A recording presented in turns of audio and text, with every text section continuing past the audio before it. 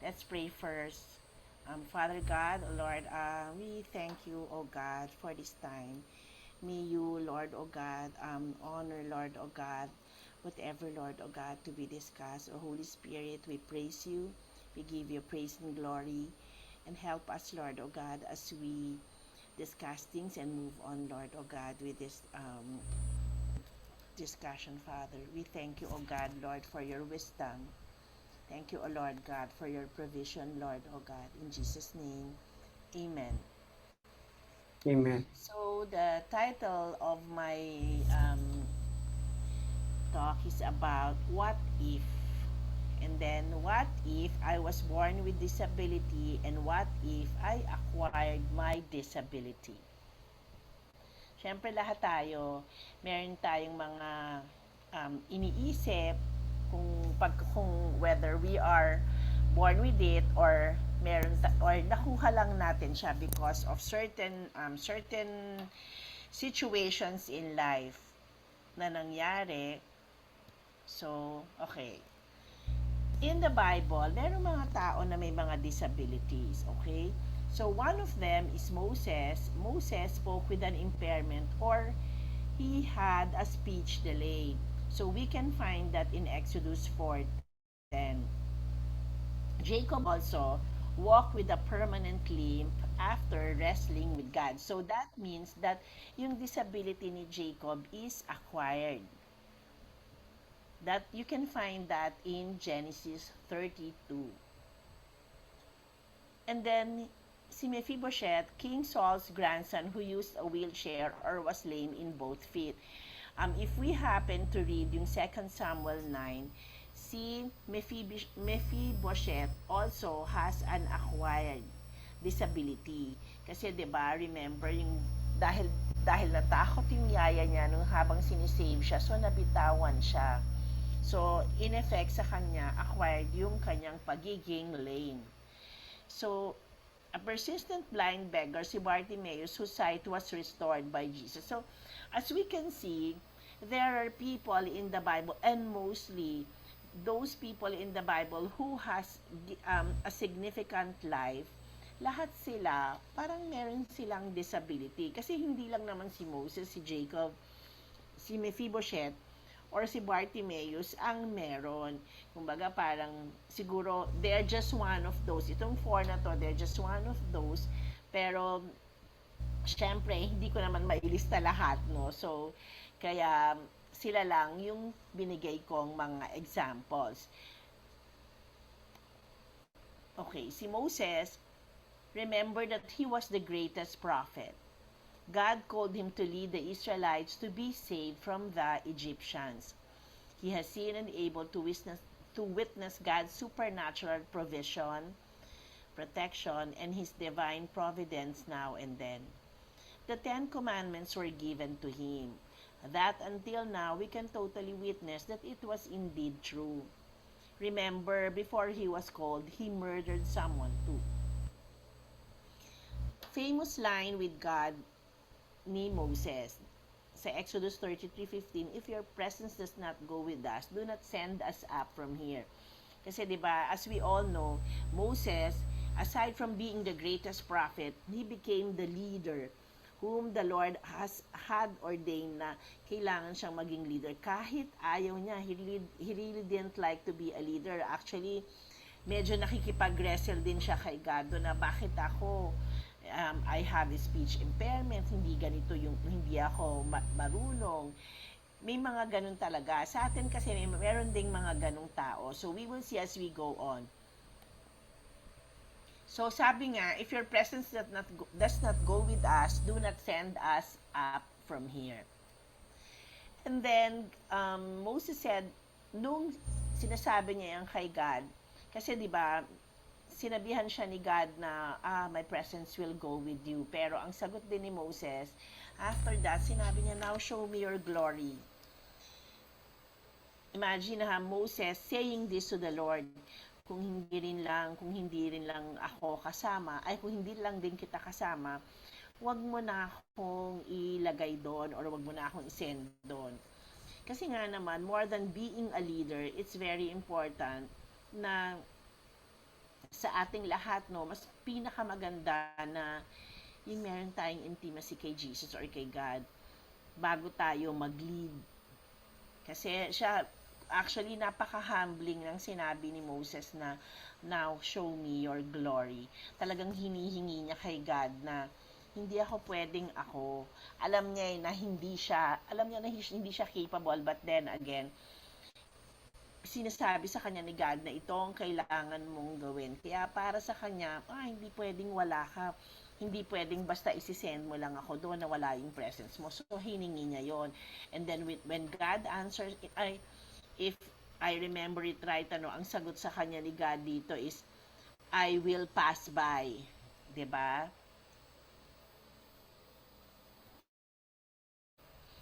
So, si Jacob, he was the favorite son of his mother. He was a deceiver, he was deceived by Laban. Kumbaga, yung pagiging deceiver niya ay nagkaroon ng consequence yun. When he deceived his brother na si Esau, nagkaroon ng consequence kay Jacob yon. He wrestled with God, he was renamed Israel. Famous line ni Jacob, Genesis 32:26, I will not let you go unless you bless me. Imagine mo while he was wrestling with God, yun ang sinasabi niya. Parang napaka-persistent niya on doing this. Na paano kung hindi naman siya pinansin ni God doon, 'di ba? So pero tanong pa, please tell me your name. As you can see, no, during the conversation, kung makikita po natin, yung mga sinasabi niya, I will not let you go unless you bless me. Please tell me your name. And then sinabi niya sa Genesis 32:30, it is because I saw God face to face, and yet my life was spared. Kung titignan natin, very intimate yung encounter niya with the Lord. And as far as we are concerned, whether we are a person with disability or a person without a disability, lahat tayo gusto natin na magkaroon tayo ng encounter. Lahat tayo gusto natin na every day of our lives we will have a fresh encounter with the Lord, yung presence niya nandoon. Pero paano ba magagawa ang lahat ng ito, 'di ba? So, another one na isang very important na makikita natin na character sa Bible, si Mephibosheth. Siya ay anak ni Jonathan. He is the grandson of King Saul. He was dropped by his nurse at age 5 while fleeing news of his family's death in battle. He became permanently crippled. King David has shown favor to him for the sake of his friendship with Jonathan. So kung titignan natin, why did King David favored Mephibosheth? It's because of a relationship. It's because of a relationship that existed sa kanila ni Jonathan. So talagang pinahanap niya si Mephibosheth kung titignan natin doon sa story. Kung sino man po yung mga nakabasa na ng story, makikita nyo talaga doon how Jonathan and his friendship with David is maayos talaga yung friendship na yun. At saka, kung meron po kayong time, basahin nyo kasi nakakaiyak yung kanilang pagkakaibigan. So si Mephibosheth bowed and said, what is your servant that you should notice a dead dog like me? Imagine mo yung tingin ni Mephibosheth sa sarili niya, di ba? He's like a dead dog. Parang wala na siyang buhay. Parang masyado na siyang naaawa sa sarili niya. Pero, but King David promised na, you will always eat at my table. So, kung titingnan natin, for example, kung si King David is the human standard ng Diyos dito sa mundo, parang 'di ba, parang pag sinabi sa iyo ng king dito na from now on you will eat at my table, na parang isipin mo, ako isang person with disability, bibigyan ng importance to that every day I will have the privilege of eating with the king.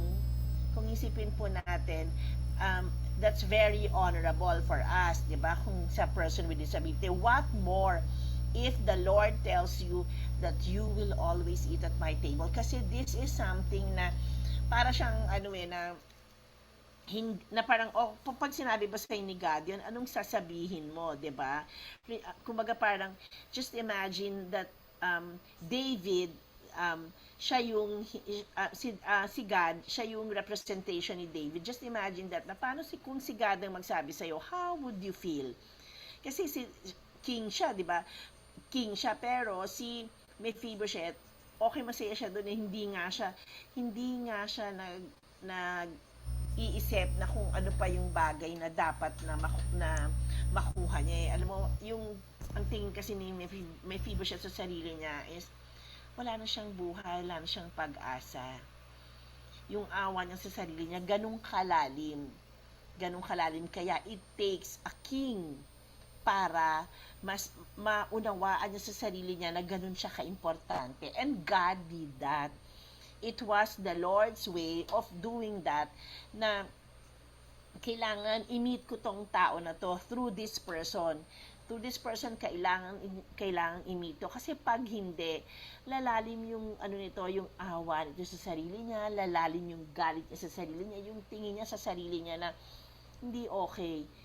Pero hindi ganun si God eh. Kaya in the person of King David, pinahanap si Mephibosheth. Kasi pwede namang hindi hanapin ni King David eh. Parang makalimutan na niya. Pwede namang hindi niya nabigyan din ng importance yung friendship nila ni Jonathan, because remember what King Saul did to King David. Pero because of that, in-honor pa rin ni King David yung relationship niya with Jonathan. Kasi actually, being a King David himself, kaya siya siguro ganun because nakita niya na the father of this child has helped me a lot. Natulungan siya, imagine mo, 'di ba, si Jonathan na parang kinalimutan niya na ang tatay niya ay si King Saul at kailangan niya tong kampihan. Pero imagine mo, lahat na lang ng kailangan gawin ni King Saul sinasabi ni Jonathan kay King David. Kaya ganoon na lang din ang pasasalamat. Yung heart ni David naman is in the posture of gratitude. Kaya maganda rin na yung sa isang relationship, nagkakaintindihan kayo, nagkakatulungan kayo, because everyone is, parang alam mo yun, it should be in the posture of gratitude. So lahat tayo, ganun din tayo to the Lord. If you have a relationship with the Lord, we should be in the posture of gratitude, no matter what the situation is. And the next one, si Bartimaeus, a blind beggar who sat beside the road in Jericho.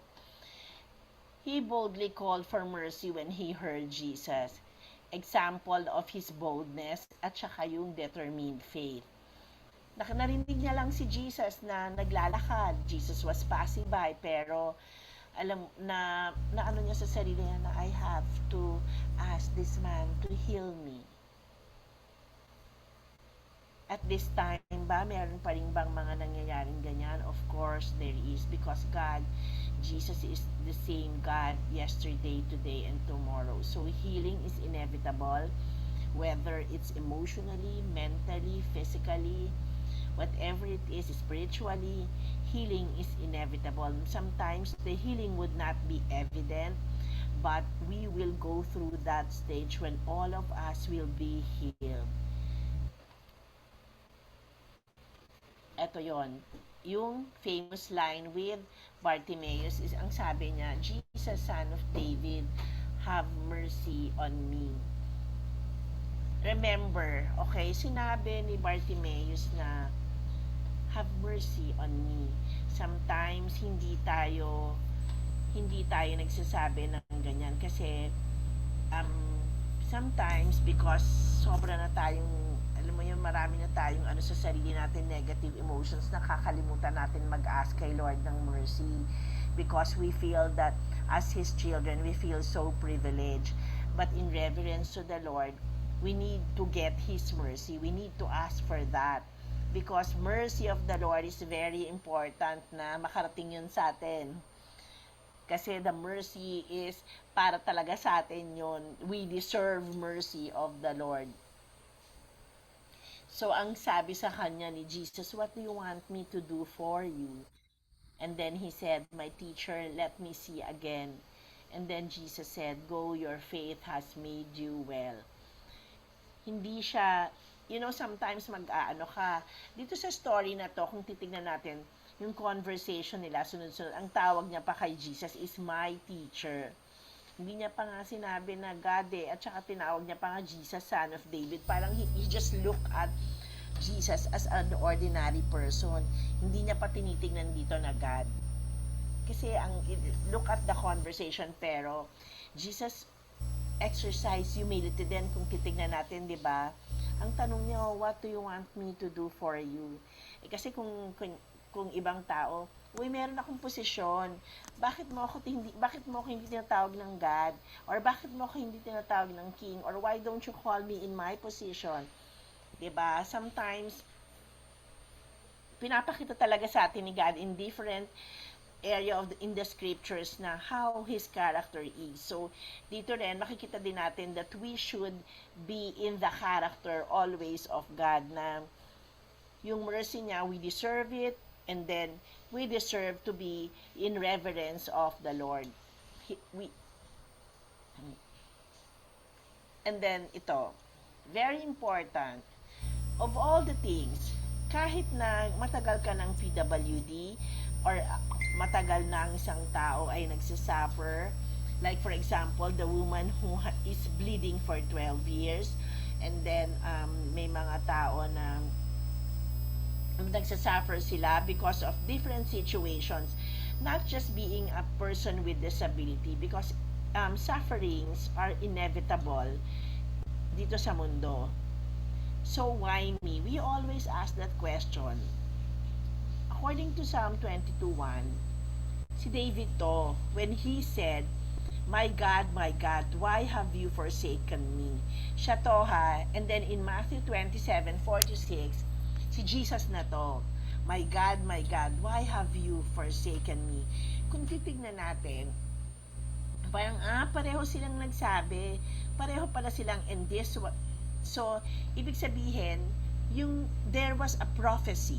It's a very prophetic thing na talagang pwede ka talagang magtanong, because there are incidents in life na talagang magtatanong ka. And look at tingnan natin, sino yung mga nagtanong? In Psalm 22:1, it was King David. In Matthew 27:4-6, si King Jesus, our Lord and Savior. Even him, he asked, my God, why have you forsaken me? Bakit niya tinanong yon? Bakit si David din tinanong niya yon? And bakit diba si Jesus nagtanong na parang, ngayon sasabihin, si God siya, bakit siya nagtatanong ng ganyan?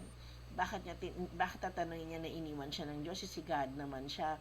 Yes, He is God, but then, He wants to be identified in us. Kasi ganun niya nga tayo kamahal. Kaya kung ano yung mga tanong natin, nauna na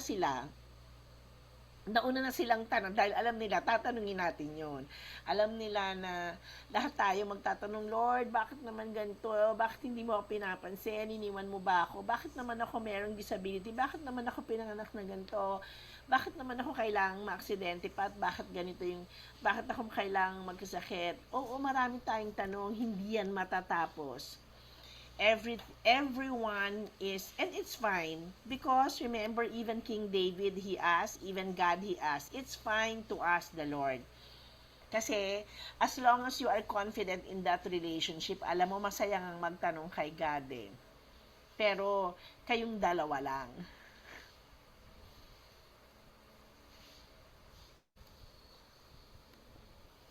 And then in Psalm 22:9-10, may sagot. Yet, you brought me out of the womb. You made me trust in you, even at my mother's breast. From birth, I was cast on you. From my mother's womb, you have been my God. So, why have you forsaken me? Alam na ba ni God na mapapanganak ang isang tao na person with disability? Alam niya ba na ang isang tao ay magkakaroon ng magiging cleft palate? Alam niya ba na yung tao ay mga aksidente and then he will have a disability? Yes. Kasi may sagot. Doon sa tanong na why have you forsaken me, sinagot din. Baga parang in every question of ours, God has already answered us. That's why it's very important that we meditate on His Word, because only the Word of God can make us heal, can make us happy, can make us joyful, can make us contented only in Him. Kaya niya sinasagot yun. Kasi alam naman niya no, na kahit anong gawin natin, lahat tayo, kahit na, you know what, tingin mo ba, kapag ka-complete ang buhay mo, kung kunyari marami kang pera, wala kang tanong, magtatanong ka rin because we live in a fallen world. Kaya lahat po tayo may tanong at hindi natatapos yan. And then why not? Why not? Diba kanina, why me? Why not? Jesus said, Father, into your hands I commit my spirit. And he said this when he was on the cross. Nakahang siya sa cross. He was about to die. Ang dami niyang pinagdaanan. Ang dami niyang hirap na dinaanan. Bakit siya nagdaan doon? Actually, between us and the Lord, sino may karapatan magtanong? Remember tayo, sinners tayo. We are saved by His grace. Pero si Jesus, walang kasalanan. Pero, He died because of our sins. Imagine natin yun ha. Parang, dun pa lang isipin natin na parang, oh my God, Lord, dapat yata palit tayo. Dapat talaga palit tayo. Dapat tayo yung nandun na nakahang. Dapat tayo yung pinahihirapan. Because, God loves us so much, hindi natin naabot yun.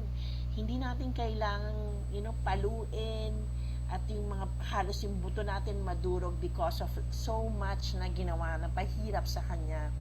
But then again, He knew that His Father was watching Him.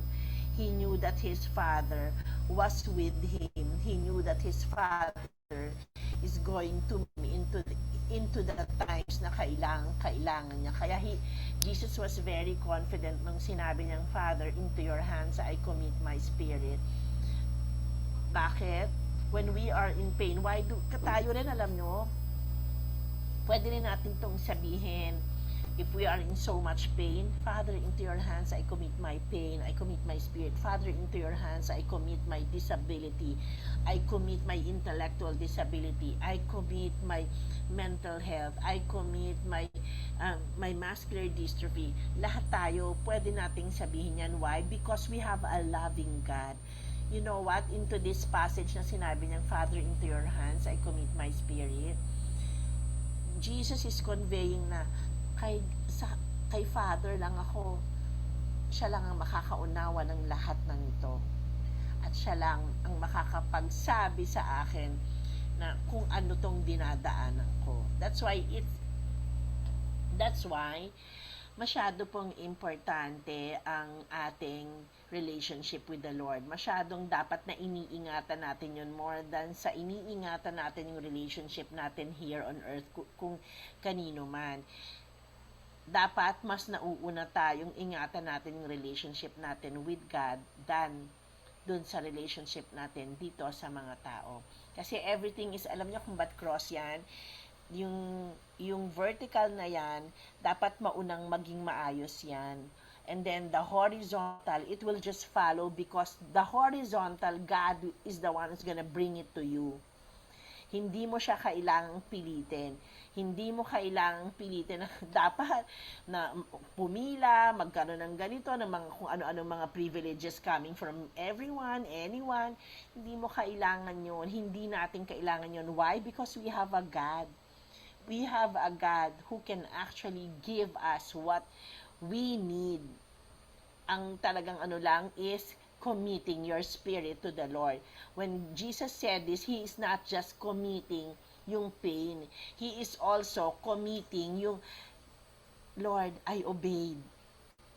And because of this obedience, I just commit to you my spirit. Kasi kung nag-o-obey ka naman well, syempre, hindi porke PWD ka o nagkaroon ka ng ng isang accident, and then parang you've already had the privilege of Lord, PWD ako so dapat una mo akong pinapansin, di ba? So paano naman yung mga hindi? Remember, God does not show favoritism. Ang gusto ng Diyos sa atin ay ang ating intimacy sa Kanya, ang ating obedience sa Kanya, ang heart natin on what kind of people we are who worship the Lord. Okay, finding purpose in your suffering. Ano nga ba talaga yung tingin mo na purpose? Meron ba talagang purpose? Meron ba? Yes, may purpose. But before we know our purpose, tumigil ka muna, stop. Alam natin may mga questions, right? Pero kailangan ka mag-isip. Kailangan ka mag-meditate ng salita ng Diyos. That's why you have to stop. And while you are on stop, while you are on still, you have to listen. Be still and know that He is God in your life. You have to learn to listen to the voice of God. Because the voice of God is the most powerful voice na hindi mo kailangan wala kang kailangang, yung pag meron siyang sinabi sa'yo, wala kang kailangang patunayan. You have to stop, and while stopping, you have to meditate on His Word. You have to learn to listen because Jesus said, "My sheep knows my voice."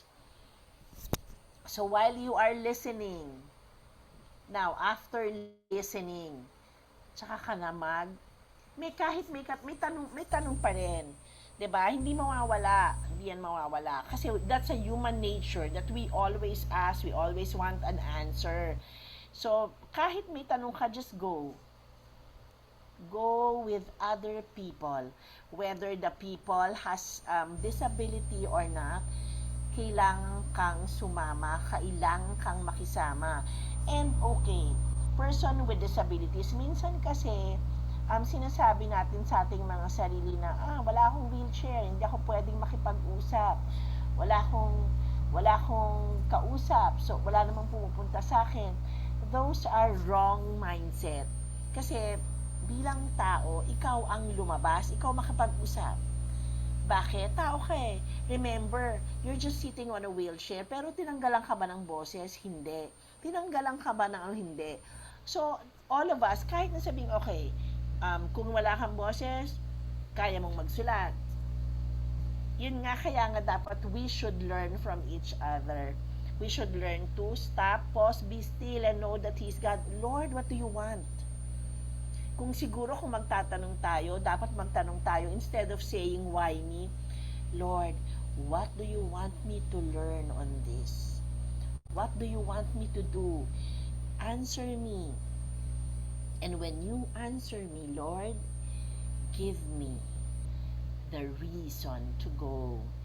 Give me the strength to go. Sana matapos na tayo dun sa why me. Matapos na tayo dun. Kasi pag nandun pa rin tayo sa why me, wala. Puro na lang tayo, why me? Awa.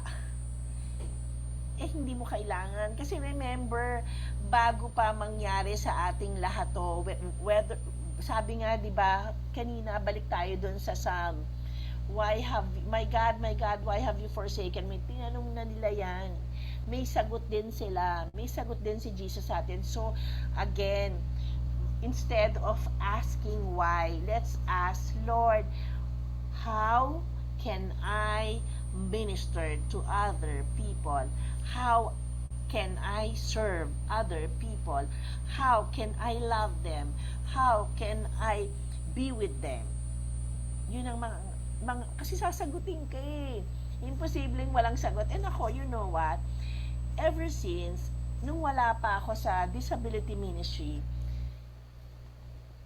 hindi ako nagsabi ba ako, I always ask God, ito ang tanong ko lagi sa Kanya, Lord, what do you want me to learn from this? Kasi ayoko nang paulit-ulit. Kasi syempre, 'di ba? Alam mo naman na sinner ka, magpapaulit-ulit ka pa. So, 'di ba parang paulit-ulit na disobedience, ayoko na, Lord. So, ang sin din, it's a disability and it's a spiritual disability. Ang bilis makapaghati or makapaglayo siya, makapag-separate kay God. Imaginein mo, buti nga yung mga disability na, for example, kunyari hearing impaired, blind, or hindi makakapaglayo yan kay God. You know why? Because God is close to the brokenhearted. So, hindi siya unless you are sinning. Yun ang makakapagpalayo kay God. Kaya kung magtatanong ka ng why me, don't ask why me. Ask God, Lord, what do you want me to do with my disability? How can I be a blessing to others?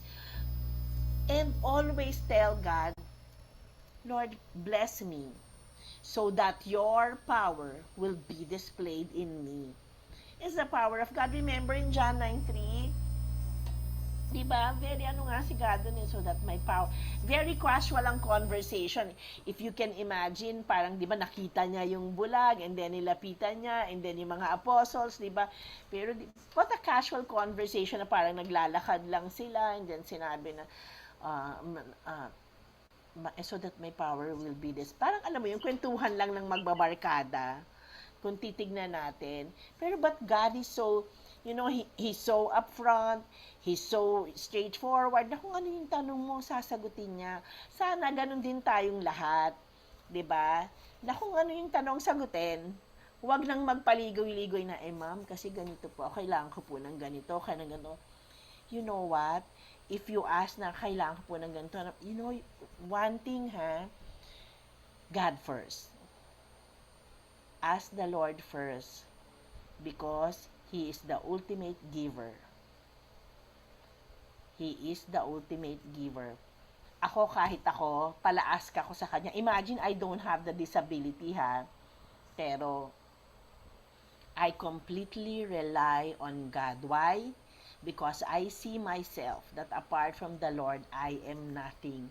I cannot even, I am an introvert person, and talking here now is making me nervous.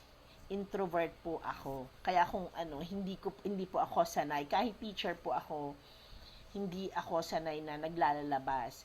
So, alam mo, even yon, ina-ask ko si Lord na, even for example, yung kung ano yung gagawin, yung pinagagawa sa akin ng tao, tinatanong ko si Lord, Lord, what do you want me to tell them? I don't want na galing sa akin. Kasi pag galing sa akin, hindi naman ako magaling eh. Honestly, wala akong galing.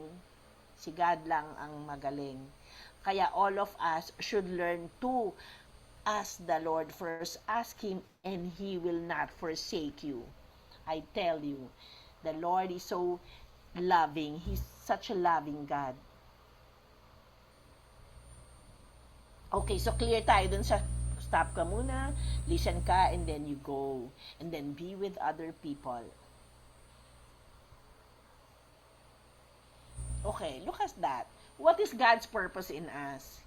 Oh, let's go back to Genesis. You know what? I even asked the Lord, Lord, what's the purpose? Tell me, ano ba yung purpose? Kasi kung pwedeng mag-iba-iba yung purpose eh.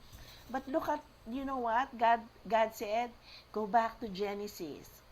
This is the purpose, God blessed them and said to them, be fruitful and increase in number. Fill the earth and subdue it. Rule over the fish in the sea and the birds in the sky, and over every living creature that moves on the ground. Grabe, di ba? He has a mandate. Grabe pala yung mandate ni God sa atin. Yung mandate niya sa atin is be fruitful. Fruitful ka ba? Remember kahit may disability ka, may skills ka, alam ko yun. Because why? You are fearfully and wonderfully made. Because God, remember, we are created in the image and likeness of the Holy Family. So, kung titignan natin, tama ba si God na ito yung purpose niya? Yes, of course. In the beginning, God has already given His purpose. So, nagtatanong ka ng purpose, look at this. Look at Genesis. Basahin natin ang Genesis. Ayun yung purpose ni God. Imagine mo, ikaw yung ruler ng fish in the sea. Ikaw yung birds in the sky. So what do you mean by that? You have to be a good steward of whatever God has given you. So it calls pala for stewardship. 'Di ba? Kasi God bless them. Automatic na that God has been blessing us. Hindi na natin kailangang itanong sa Kanya na, Lord, am I blessed? Yes, of course. Why? Go back to Genesis again. God blessed them, and it's in the past tense. Hindi niya sinabing, God will bless you. God blessed them and said to them, sinabi na, be fruitful and increase in number. So how do I increase in number? Multiply, share the gospel.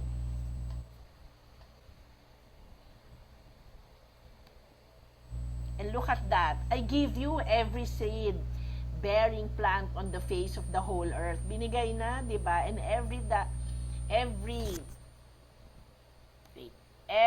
tree that has fruit with seed in it, they will be yours for food. Ibig sabihin, we're really blessed. Binigay na, alagaan mo na lang. And to all the beasts of the earth and all the birds in the sky and all the creatures that move along the ground, everything that has breath of life in it, I give every green plant for food, and it was so. So, minsan, nag-aantay, Lord, wala akong kinakain. Look at that. Lord, wala kang provision sa akin, kinalimutan mo na ako. But you know, in our everyday, magpasalamat tayo sa Diyos kasi nabubuhay tayo. Nabubuhay tayo and then we can still govern. Magagawa natin yung purpose niya.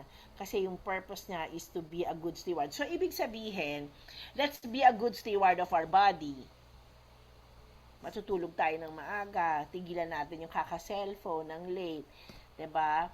We will take care of our body, we will take care of our mind by meditating His Word, we will take care of our heart by, constantly, intentionally loving people. Kahit ayaw natin minsan, kahit we're not okay, we just have to ask the Lord na, Lord, make me okay.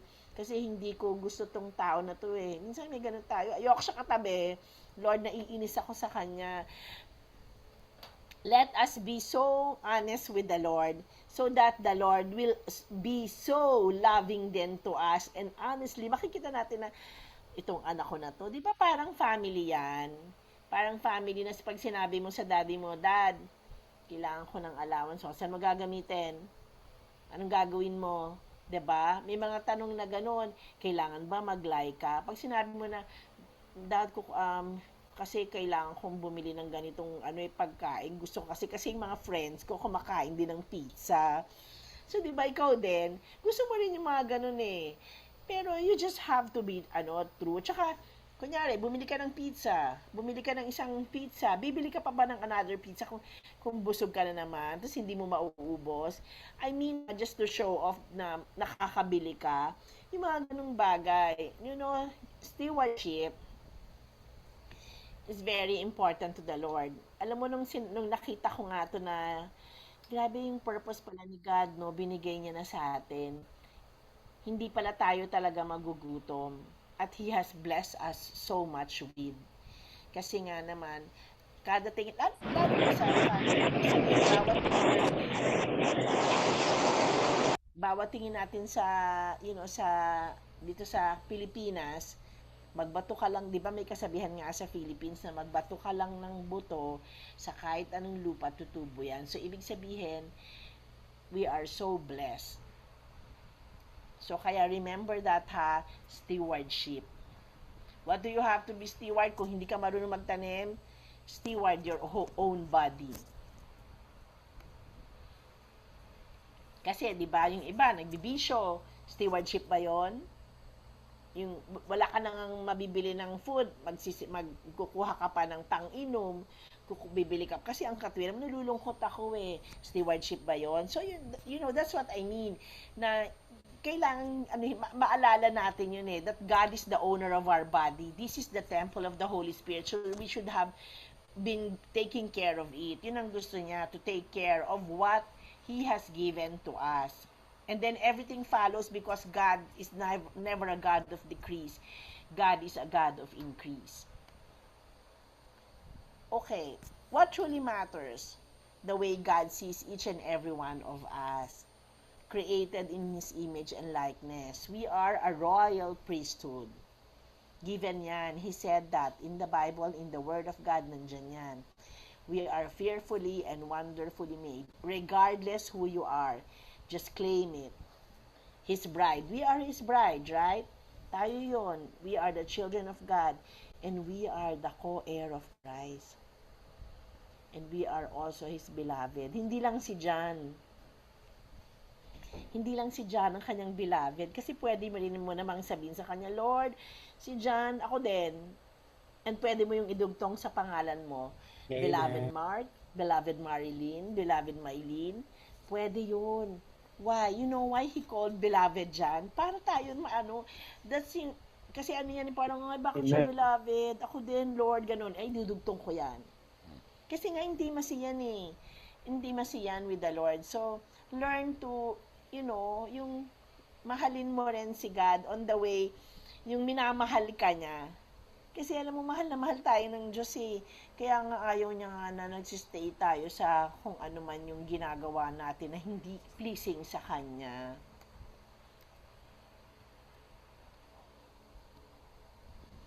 Okay.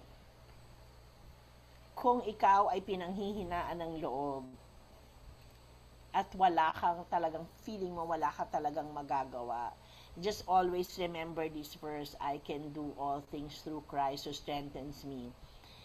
This was my life verse. Kahit nung hindi pa ako Christian, at 13 years old, I encountered this verse. And every time na ako natatakot, pagsasakay ng school bus noon, hanggang sa mag-a-apply ako sa work, when I graduated, instead na mag-grocery ako, alam mo, yan ang sinasabi ko, I can do all things through Christ which strengthens. Yan ang sinasabi ko lagi. And you know what? Looking back, sabi ko nga, Lord, thank you ha. Kasi yung binigay mo sa aking mga trabaho, lagi ako may secretary. Kaya hindi ako marunong sa mga, I mean pero sabi ko nga sa kanya, pero Lord, grabe yung mga provisions mo sa akin. And and I remember, maybe because you are honored. Kasi nga lagi kong sinasabi yan, I can do all things through Christ. Pag natatakot ako, kahit nasan ako, sabihin ko yan. That's my life verse. And I am sharing it with you kasi it helped me a lot. And just remember that all things work together for good to those who love God, to those who are the called according to His purpose. And remember, we are all called according to His purpose, because as if we go back to Genesis 1, we are part of the creation, so we are to be a good stewardship of everything that God has given. Stewardship of our children, stewardship of our family. We are alam mo, stewardship kasi it's not just about material ha. Stewardship of love, peace. Gagamitin mo eh. Kasi ang tinitingnan, masyado kasi tayong nakatingin doon sa alam mo, yung sobrang material. You shift it back to the Lord and fix your eyes on Jesus. So that mag-iba yung fixing ng natin, ng heart natin. And then we will see na okay, Lord, thank you, I'm good. I am a new creation. And remember once that you've accepted Jesus as your Lord and Savior, kasi 'di ba sinasabi, dapat you're a better person na, kasi meron na says, no, you're not a better person. Because Jesus said, you are a new creation. The old has gone and the new has come. There is a promise of wala na ang old, meron na, bago na. Kaya you are not a better creation but you are a new creation. So dapat mawala yung lahat ng pangit because we are living now in the kingdom mindset and in the kingdom of God. Naintindihan po ba natin? Amen. Oh, yes. Amen. And then this one, I leave you with this question. So bahala na Praise po kayo. Number 1, do you still have a why me moments? How do you intend to move on? Number 2, from the discussion, what is your take home and why? And number 3, do you believe that God allows things to happen because He has a purpose? So ayun po. Thank you so Thank you much, so much Teacher po. Vicky.